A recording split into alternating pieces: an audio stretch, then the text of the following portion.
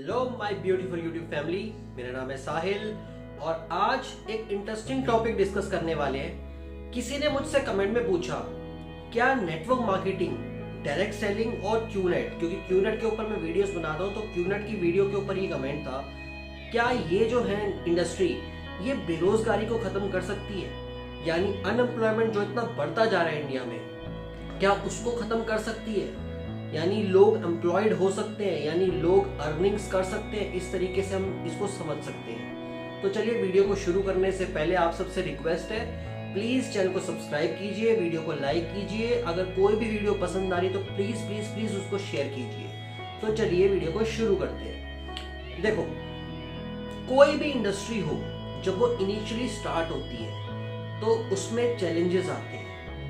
जरूरी नहीं कि उसको इनिशियली एकदम से कोई समझ पाए। उस इंडस्ट्री का जब ग्रोथ हो रही होती है, इसमें ना 2-3 तरीके की ग्रोथ होती है। सबसे पहले नेगेटिव ग्रोथ में हर इंडस्ट्री स्टार्ट होती है, एकदम रिजेक्शन फेज। लोगों को समझ ही नहीं आता कि ये क्या करने वाली है। जैसे जॉब स्टार्ट हुई थी, जॉब सबसे पहले ऐसा होता था कि जैसे आर्मी, डिफेंस फोर्सेस के लिए लोग चाहिए होते थे, लोगों को मिलते नहीं थे।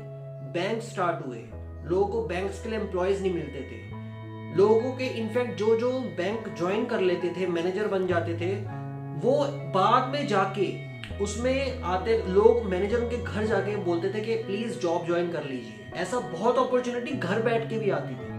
मगर उसके बाद जैसे जैसे बैंक्स बढ़ने लगे या जॉब्स क्रिएट होने लगी डिफेंस फोर्सेस में या और किसी फील्ड में, तो उसके बाद क्या हुआ, एकदम से वो स्टेज आ गई कि कंपटीशन बढ़ने लगा। तो जैसे ही नेगेटिव फेज से कोई इंडस्ट्री बाहर आती है तो वो पॉजिटिव फेज की तरफ जाने लगती है, और पॉजिटिव के बाद वो ग्रोथ फेज में जाती है। ग्रोथ फेज के बाद वो जाती है कंपटीशन फेज में। जैसे जॉब लाइफ आज के टाइम में कंपटीशन फेज में है। आप आईएएस का एग्जांपल लीजिए, आप एसएससी के एग्जाम्स के एग्जांपल लीजिए, या डॉक्टर फील्ड, इंजीनियर्स के लिए होता है, और भी कोई एंट्रेंस एग्जाम होते हैं। कितना टफ है आज के टाइम में उनको निकाल पाना।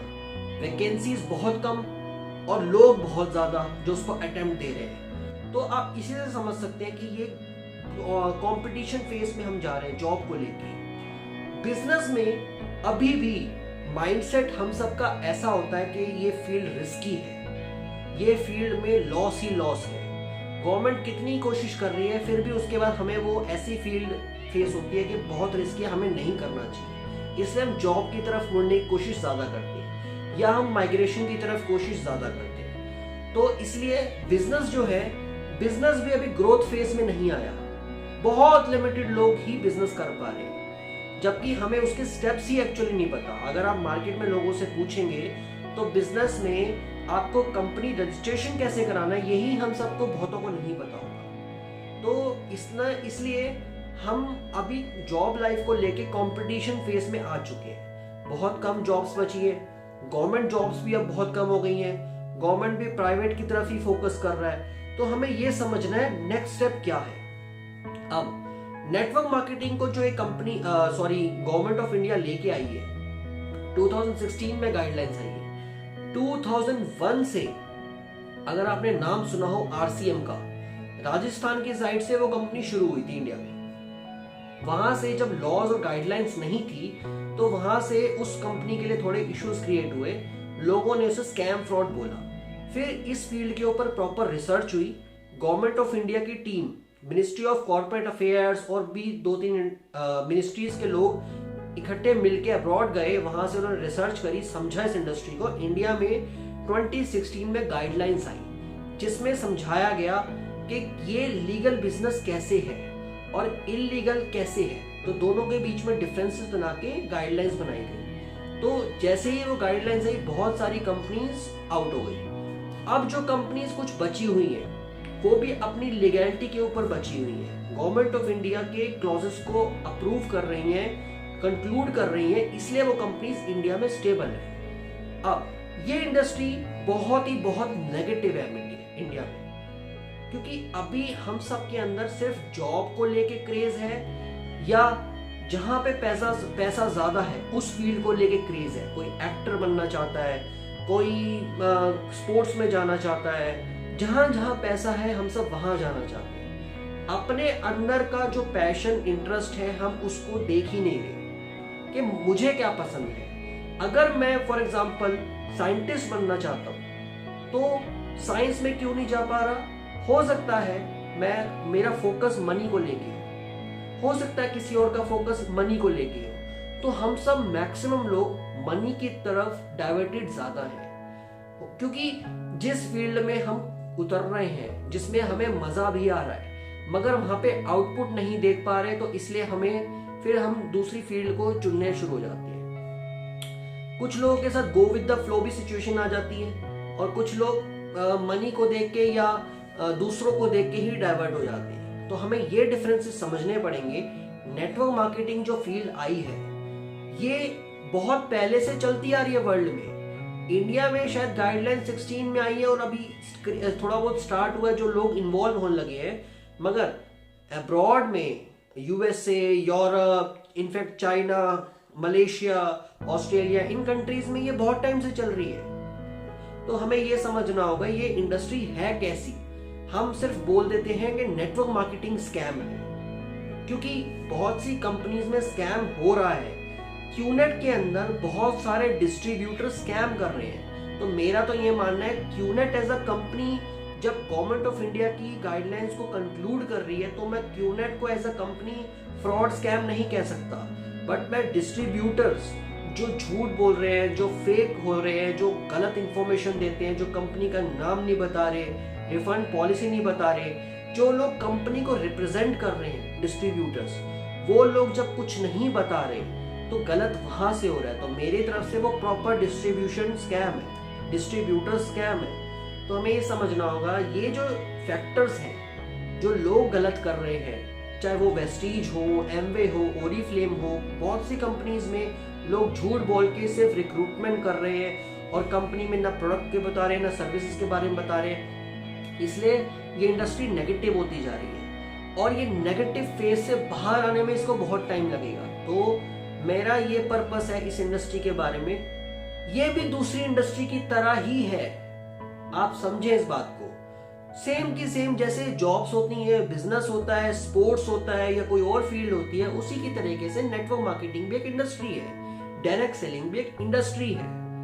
हमें उस मॉडल को समझना होगा कि वो आपको कॉम्पनसेशन कैसे देता है, उस फील्ड में आपकी अर्निंग्स कैसे होंगी, हमें ये समझना होगा।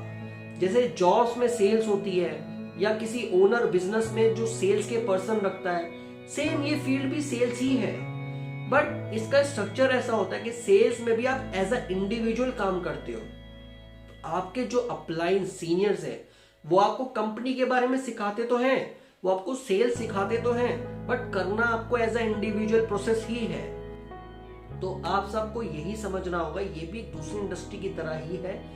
बेरोजगारी खत्म नहीं हो सकती जब तक इंडिविजुअल नहीं उठेगा, जब तक कोई अंदर से कर्मठ नहीं होगा, यानी कर्म करने की शक्ति नहीं रखेगा, यानी वर्कहोलिक नहीं होगा, वर्क नहीं करेगा।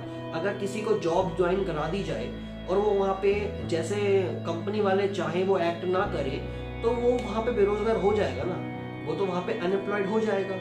तो नेटवर्क मार्केटिंग आपको प्रोडक्ट खरीदने के साथ साथ एक बिजनेस अपॉर्चुनिटी देती है कि आप लोग भी सेल्स करें, प्रोडक्ट को रिकमेंड करें, प्रोडक्ट को यूज करके उनको दूसरों को ऑफर करें। जब दूसरे लेंगे तो एज अ टीम आपको प्रॉफिट शेयरिंग मिलेगा। सिंपल सा ये कॉन्सेप्ट है जिसको लोग ढंग से समझा नहीं रहे और सिर्फ फेक इंफॉर्मेशन दिए जा रहे हैं। तो इन द एंड यही समझाना है आपको कि ये भी एक दूसरी इंडस्ट्री की तरह है। इसको भी आप, इसका सबसे बेस्ट पार्ट है आप इसको पार्ट टाइम कर सकते हैं। जॉब के साथ पार्ट टाइम कुछ और करना बड़ा मुश्किल होता है, या अपना कोई एक रनिंग बिजनेस हो उसके साथ पार्ट टाइम करना थोड़ा सा टफ होता है। बट ये ऐसी फील्ड है जॉब के साथ भी की जा सकती है, कोई रनिंग बिजनेस हो उसके साथ भी आप कर सकते हैं। थोड़ा सा टाइम आपको सीखने में निकालना है, थोड़ा सा टाइम आपको उसकी प्रमोट करने में निकालना है। प्रमोशन आजकल तो बहुत इजी हो गया सोशल मीडिया के ऊपर, सोशल मीडिया के थ्रू भी आप अप्रोच कर सकते हैं। फुल इंफॉर्मेशन देनी है तो ही ये इंडस्ट्री अच्छी होगी और अच्छी कहलाएगी। तो इन द एंड यही समझाना है, बेरोजगारी जो इंडिया में बढ़ती जा रही है, उसके लिए ये बहुत अच्छी अपॉर्चुनिटी है अनएम्प्लॉयमेंट से एम्प्लॉयमेंट की स्टेज में जाने के लिए, अपनी अर्निंग्स करने के लिए। बट इस फील्ड का मिसयूज होगा तो ये फील्ड भी अनएम्प्लॉयड से एम्प्लॉयमेंट की तरफ नहीं जा पाएंगे लोग। ये भी सेम जैसे जॉब्स आई थी, लोग जॉब्स में आए, उन्होंने अर्निंग्स करी, अपना लाइफस्टाइल चेंज किया, स्टैंडर्ड ऑफ लिविंग चेंज किया। सेम कॉन्सेप्ट है, इसमें भी आना है आपको कुछ ना कुछ अर्न करने के स्टेप्स को फॉलो करना है। आपकी अर्निंग्स होगी, आप अपना लिविंग स्टैंडर्ड को चेंज करेंगे। अगर आप सबको ये कंटेंट वीडियो सब कुछ अच्छा लग रहा है तो प्लीज़ शेयर कीजिए। और थैंक यू सो मच आप सबके सपोर्ट के लिए। Thank you so much.